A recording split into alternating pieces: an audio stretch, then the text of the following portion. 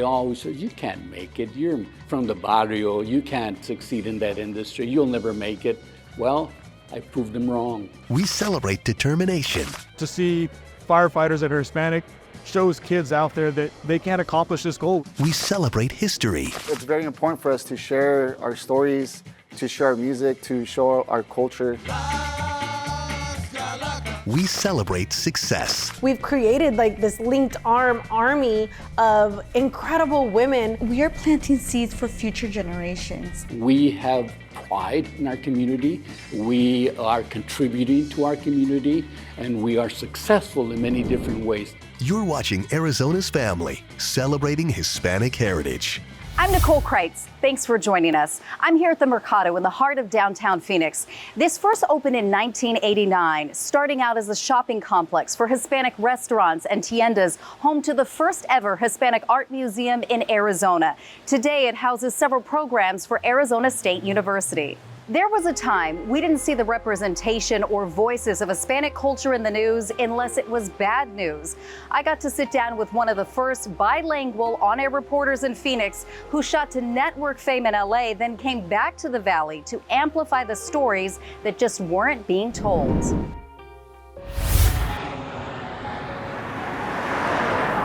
Good evening. I was one of the very few brown faces. Hello, I'm Jesus Hernandez. And one of the very few persons who actually surprised a lot of people that I used my name, my original name, Jesus Hernandez.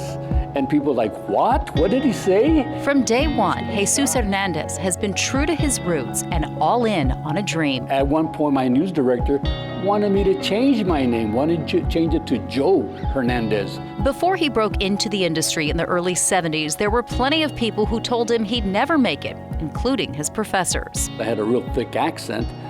They used to tell me, you should go to Spanish radio. Once in a while, I just go through here just to get connected again. He grew up in the barrio in South Phoenix, raised by a single mother who came up from Mexico to work farm labor through the Bracero program. It's called El Campito, Barrio El Campito. Yeah, this was my playground, right in here. My house was down the street here, so it's a lot of memories here. Poverty for me was always constant, but it was that struggle and that determination that taught me that you can accomplish what you want if you just continue to stay focused on your dream. So after 3 years with the Army in Vietnam, he came back determined to pay his dues. And I said, I'll do anything, sweep the floors or whatever. He went from radio into promotions, then production and voiceovers before getting his first break as an on-air television reporter. So you gave them not only someone who looks like them on TV, who sounds like them, but who can amplify that voice of a culture that wasn't being given the microphone. Back then, there was a void, and I was one of the very few voices for that community at that time. You could see things others maybe didn't understand or weren't looking for, right? Or don't care.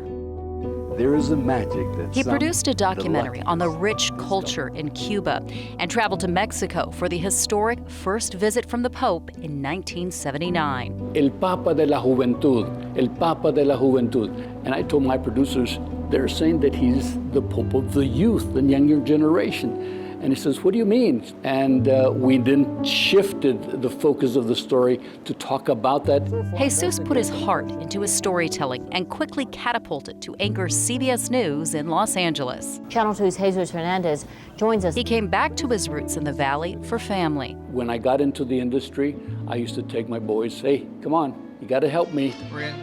Both his boys have now worked nearly 3 decades behind the scenes here at Arizona's Family. His oldest, Caesar, is a newscast director. All right, air's off, everybody's rolling. And his youngest, Sergio, is chief photojournalist. I can't tell you how proud I am of what they've done. That pride for his family, his culture, and community at the core of all he does, telling stories for more than 50 years, a passion more than profession that started with a dream. Never be less than the dream, and continue to push for that dream, but never be less than that dream. From stories to sights and sounds of a culture, one of the more iconic visuals has to be the evolution of the Lowrider, a love affair and tribute that's finding a footing with modern car enthusiasts. Here's Daryl Cunningham. They're colorful, they're bold, they're charismatic. Lowriders are just one introduction into the Hispanic culture and what many would call carnalismo. This is a multi-generational phenomenon. When you mix culture with family and the love of whatever you're doing, that's a perfect formula. Lowriding is a part of our life. It's a sport that you can meet other people, and we go across the country and meet individuals from across the country and see what they do in Texas, Florida, Illinois, California. We just see so many different variety of cars and meet different people. I think that's what makes it cool. So Lowrider is typically a car with wire wheels, an altered suspension, either airbags or a hydraulic setup. Most of the time they're lower to the ground. We do see cars at shows that are up in the air. They have them up on a full display where we can see the entire undercarriage. But typically a lowrider is something that it's a piece of art. Doesn't necessarily have to have wire wheels. We see some old, some of the Supremes, the Rocket, Krager wheels still at some of the shows, but the wire wheel is the new standard in lowriding, and that's what a lowrider is today. We actually have the Lowrider Hall of Fame that we created in 2005. And in 2005, we created this to give recognition to not only promote the industry, but also give education to the roots of how things started up. I believe we should celebrate Hispanic heritage because it is our culture. It's something to be proud of. I think this lowriding piece is just a small piece of the heritage. And 25 years ago, lowriding was not a very popular term or sport in mainstream America, and it's mainstream America now. Even celebrities driving these lowriders. A little NBA team here in Phoenix called the Phoenix Suns. You know, one of their best players, Booker. Look what he drives to the shows. He pulls in a 59 Impala. You know, of course, this is a convertible, so that's great. You know, the influence that he has brought to the young Hispanics can say, you know what, I can be like that. I have an opportunity to be like that. You know, with not only their car, but their culture and what we call it carnalismo. Carnalismo is brotherhood.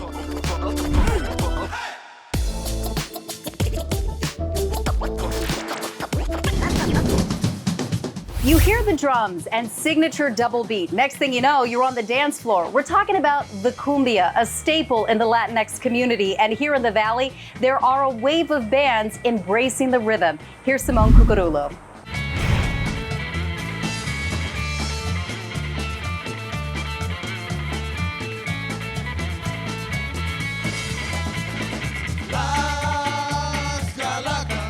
They call themselves Las Calacas. Rocky, Rafa, Joey, Dash, Les, and Vic. Chicanos, born and raised in Phoenix, at the forefront of cultivating the Valley's cumbia music scene. Hey, hey, hey, hey! I was raised with cumbia. It was always a thing for me because you can always listen to it when you're happy and you're sad, and it puts you in a good place. It's like a joyous feeling. Founder Rafa Calaca picked up his first drumsticks at 9 years old, playing cumbias alongside his father.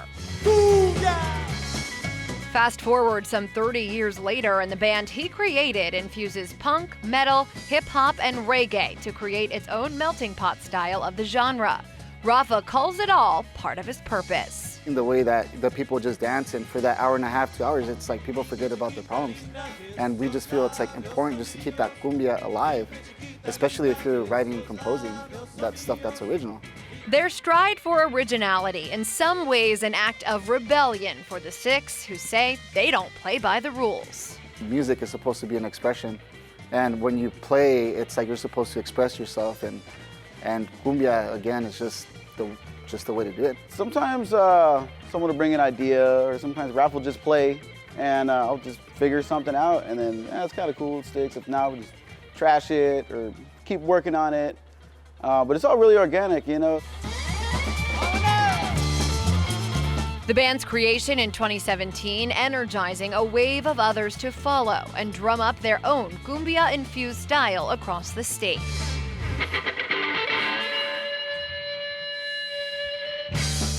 It's like watching your kid walk for like the first time, you know. It's insane that we have that that energy and we can give it to somebody else. And it's rad. It's a really good feeling. The hope that the same beat that flows through each of them continues to live on through generations of Latinx communities. Our message is to the fans, if you got dreams, dream big. If you want to start a band, even if you want to be an artist, like, do it.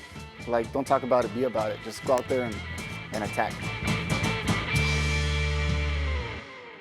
There's a collective in the West Valley planting a seed, empowering Latina-owned businesses. It's brought together more than 20 Valley artisans. Alexis Dominguez shows us how it's helping them build a future for themselves and their families. Tucked away in Peoria's Park West, Amor Collective aims to make dreams a reality. When you do things coming from a space of love, not being successful isn't an option. Created with love and built to empower. Amor is that middle ground between pop-up and home-based businesses to full-on storefront, while also adding a little bit of cultura. Stephanie Vasquez is the founder of Empowering Latina Leaders in Arizona, the nonprofit opening the collective. She has years of experience. I opened the Fair Trade Cafe in 2007, and so now we are the longest standing coffee house in downtown Phoenix. Through her own success, she hopes to mentor those who look like her. We have classes that are taught so that the business can not only get the resources, but build a network at the same time. And then when they're done within those cohorts, they can showcase and test their brand in real time here at Amor. Minimizing the risks business owners face by branching out on their own and instead building them up for success. Every 3 months we rotate the businesses. So these brands are exposed to over 600,000 people. Not only can you find her signature coffee here, you'll also come across a business called Mi Pecado. I'm a mommy of 3, so I wanted mujeres to feel chingonas, and that's why I created my first t-shirt called Chingona. Gloria Elox created the brand 5 years ago. You can find really cute jewelry, necklaces, rings, or you can also find other t-shirts. For example, I have a t-shirt that is called Mexicana de Corazón. I have another t-shirt that you can find that's Te Quiero un Chingo. Every piece in her collection has a purpose. So first generation. First generation Latina, Mexicana. What does that mean to you? I want Latina moms to know that just because you're a mom, it doesn't mean that you don't have to chase your dreams. Go for it. You are yourself too, and you have dreams that you have to accomplish. Do you feel like your dreams are coming true? All of them. All of the dreams that I wish one day I dreamt of, they're coming true. Not just for her, but for the other women who never thought they'd be here today. Cutting that ribbon is cutting all that fear that you have to move forward. Elox credits her success to the support from the community. Not just I shine, we all shine. And Amor Collective. It's opening doors not just for me, but for other women here in the community. I feel like we're creating change, and we're changing the trajectory for not just ourselves, but for future generations to come. While business owners rent out the space, the nonprofit covers most of it, and they can easily come back into the rotation to help mentor other entrepreneurs. A big part of any culture is the food, and one Glendale restaurant's been around for a half a century. Their success story and what the owner hopes to leave behind.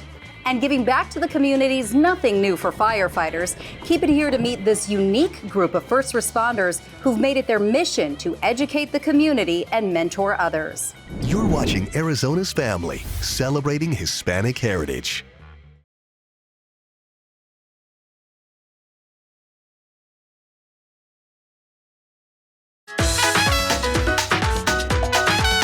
You're watching Arizona's Family, celebrating Hispanic heritage. In the mid-'80s, the Valley was looking for a better way to communicate with the growing Hispanic community. And what better way than with the firefighters serving them? That's when the Valley's Hispanic bomberos were born. Here's Gibby Parra. The bomberos, for us, what it means is that's that connection back to the community. As firefighters, we serve our community every day. Fire Chief Mike Duran's father, a former assistant chief with Phoenix Fire, help start the traditions that continue building more than 30 years later. We keep our roots with the mentorship and the education and community outreach, but we're also involved with all the relationships and partners we bring together. We work with Local 493 very closely on a lot of these charities, and a lot of our folks, it gives them opportunity to give back to the community, but also show folks that want to be firefighters what it means to give back to the community that we serve. For the last 30 years, dances like this year's Summer Bash help the bomberos give back. 100% of the money raised at this event goes back out in the community in some way, shape, or form. Education, life, fire safety, mentorship, scholarships. It's really like a game changer for me, because I would see people my age and be like, yo, I want to become a firefighter. The bomberos hand out about 3 or 4 scholarships every year. But just because you get a scholarship, it doesn't mean you're already there. It means you have to come in and put in work, even on your day off. With hard work and dedication and initiative, it's been proven to work. We get a lot of great guys on, and it's because of the program. You can have talent, but if you don't have work, you're not going anywhere. So when I get all these things, like graduate from Franklin, graduate from PC, get a scholarship, if I'm not putting in the work, then does it really matter? Feeling good. We don't stop till everybody stops. I'm so proud of them. I'm so proud of the leadership of the bomberos, not just because I'm a member, but as the fire chief, again, what they're continuing to do and evolve with and show the younger generation and that next generation of gray shirts what this means. The fire department opens so many doors. It's not only being a firefighter. I mean, you can promote to be an engineer, you can become a paramedic, you become a captain, and just like our fire chief, you could become a fire chief. At one time, he was here volunteering, doing ride-alongs and trying to get on, and now he's running the show. Once a bombero, always a bombero. They have a few hundred members now and have inspired groups across the country to start up programs in their own communities. Drive down any street in the valley and you'll see several Hispanic food restaurants. They're everywhere, but not all are created equal. Suzanne Bissett takes us to a favorite local eatery where they're serving up success. For more than 50 years, Bitsy Mama's in downtown Glendale has been turning out authentic Mexican dishes. But what makes these plates so unique is the main ingredient, Lulu. Bitsy Mama's been here for 51 years. Since 1972, it's been always family-owned and operated. I do all the sauce, the green sauce, the red sauce, the menudo pozole. We make all that from scratch. The meat just dissolves in your mouth. You have to put your love in your cooking or else it's not going to taste it. And that's what we want to show is our love and our food. So you can make sure that you can feel it when I'm going to feed you like your mama fed you. I can make anything to a burrito. It's Hispanic women because we have to fight harder to be where we're at. But I'm a mom. And I have to leave a legacy for my children. And that's the whole thing. It's like you can accomplish anything you want. Just put your mind to it, and hard work always pays off. Oh, my grandma también. I was a server here prior for 5 years before we purchased it. The customers make Bitsy's. That's what it is. Good morning, Barbara. How are you? It's our food that we get to do, but it's our customers that make the restaurant. Do you think you have enough hot sauce on that? No. I think we should turn it and get some more. Again, yeah. That's the way to do it. That's the reason Bitsy Mama's has survived so many years. It's all our regulars. They're our family. They're not even our customers. They are literally our Bitsy family. We did 20 years. 20 years. My baby just, this is his third year. He just came back from deployment from the China Seas. You've seen children go from high chairs, now they're going to college. Yes, we're getting older, but I get to see it and I get to be part of it, and Bitsy's gets to be part of it. Good morning. Welcome in. I'll take your hair. We have all our visitors come from back east. They're like, oh my gosh, this is what a chile relleno is? And I was like, yes, honey, yes. The restaurant has survived recession, it has survived COVID, with our customers just surviving and just leaving that legacy of good food. This is what good food's about customer service. We want to make you feel at home. Like we say at Bitsy's, you come in as guests, you leave as family. In southern Arizona, the Yuma art scene is deeply embedded in the culture of the people living in the border community. Alexandra Rangel caught up with an artist and teacher who encourages his students to draw inspiration from their heritage.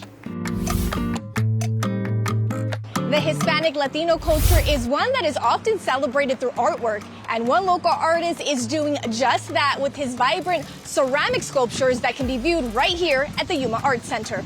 Walking through downtown Yuma, it's hard not to be captivated by the countless murals and art pieces around town, especially some of the artwork created by local artists, like this larger-than-life 3D Loteria game card. It's a game that we grew up playing, and just kind of, why not do something that has to do with the tradition and the culture.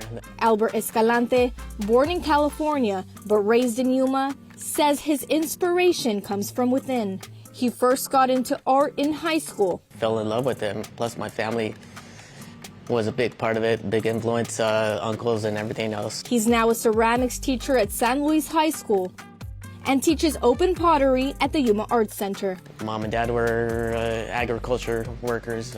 His parents migrated from Sonora, Mexico, and worked the fields in San Luis, Arizona, a city deeply rooted in the fight to improve rights for labor workers. It's a movement that Escalante was able to draw inspiration from. Towards the end, it just kind of came up with, I just created the hand, and, I might as well, give it something.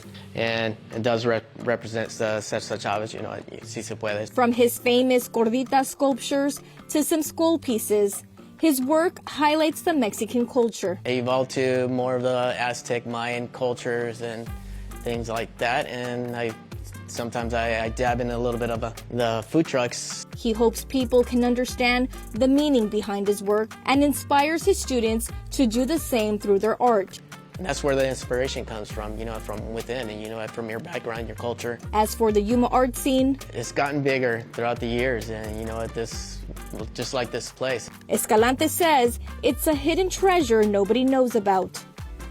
In Yuma, Alexandra Rangel, Arizona's Family. Like art, music helps tell the story of the community. The inspiration for this incredibly talented, self-taught Valley native.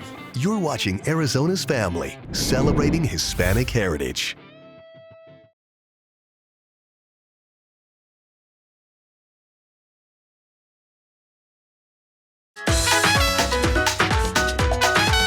You're watching Arizona's Family, celebrating Hispanic heritage.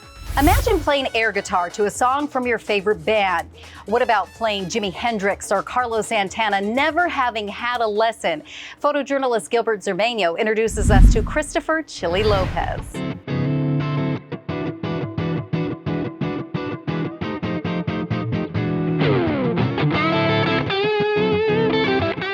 My name is Chris Lopez. I'm known as Chili around town. Born and raised here in Phoenix, Arizona. Music is what I do.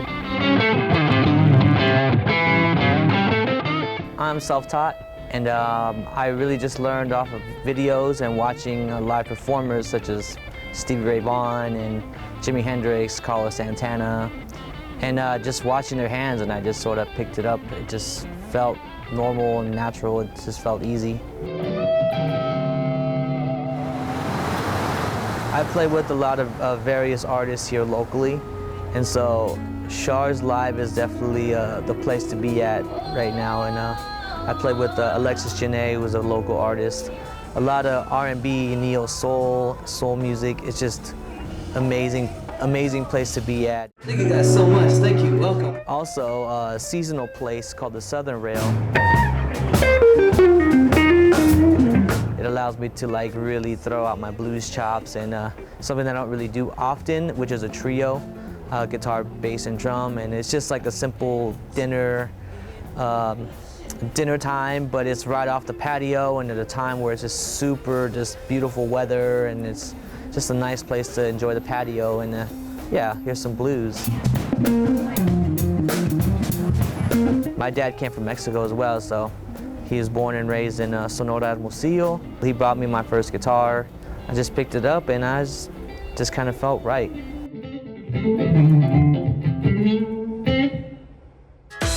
What a gift. You can catch Chili at various venues in and around town. Thank you for sharing this half hour with us as we drink in the culture and beautiful history as Arizona's Family celebrates Hispanic heritage.